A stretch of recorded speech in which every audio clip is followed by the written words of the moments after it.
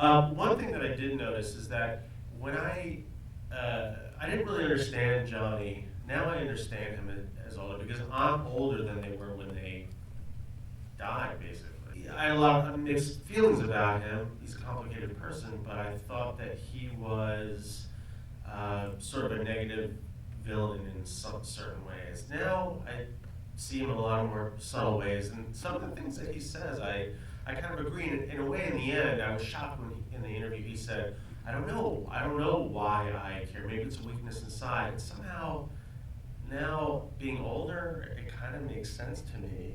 I used to look at it like that, how, oh, it's sad and everything, but I look at it now like, man, what a great fucking time that was. Those days were special. That time in music will never be the same, and so I try to look at the positive side of it now. I became friends with them when we made Rock and Roll High School, and I stayed very, very friendly with Joey, and kind of reliving all those experiences and seeing from the point of view. So it's extremely, and each reveals something about themselves, and that scene where John says he doesn't understand, there is a lot of real insight into them as people and what makes a rock and roll band through their differences sound so great. They could not be anything else but Ramones. They each had their own personality, starting with the original band with Tommy on drums, who came up with the boom bop boom bop boom bop beat, which wasn't happening. I mean, that was a totally original thing. Nobody plays like Johnny Ramone. I mean, you can get a Mosrite guitar and get that Marshall amplifier, Stax, and play it, and you won't sound like Johnny. You see some of these bands today, and they're not doing all the downstrokes that Johnny did. It's like back and forth, back and forth, back and forth, cheat, cheat, cheat. Johnny's like da da da da da da da. Powerful, most powerful riffs. The first time I heard the Ramones was in the studio, this little tiny studio on 20th Street called Sun Dragon. And I was just blown away. And I was blown away by the fact that they had so much passion, and they were all so talented in their own way, and it may be simple and not virtuoso, but there's passion in it, there's soul in it, there's meaning in it. Did you encounter anything like this while you were filming Rock and Roll High School?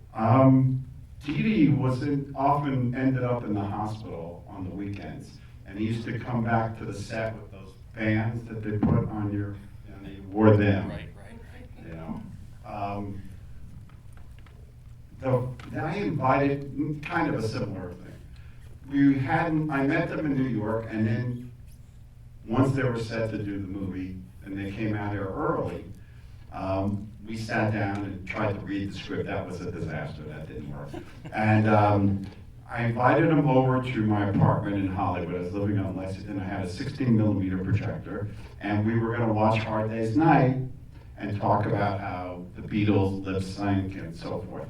And they come to my apartment, and I've been a record collector since high school, and I have a wide variety of tastes. So immediately, Joey and Johnny and everyone is looking through my record collection.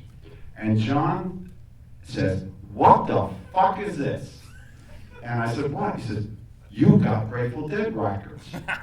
Do you like them or what?" And he always would say, "Well, what?" And I said, "Yeah." He says, "Well, how could you like them and us? Like, what's the story?" And it was a test, And I explained that they were both auteurs. That whatever the Grateful Dead played, and they played a wide variety of Americana, they would make their own. And whatever the Ramones played would become a Ramones song. It was just inescapable. And that's what was so great. They were pure in their own forms.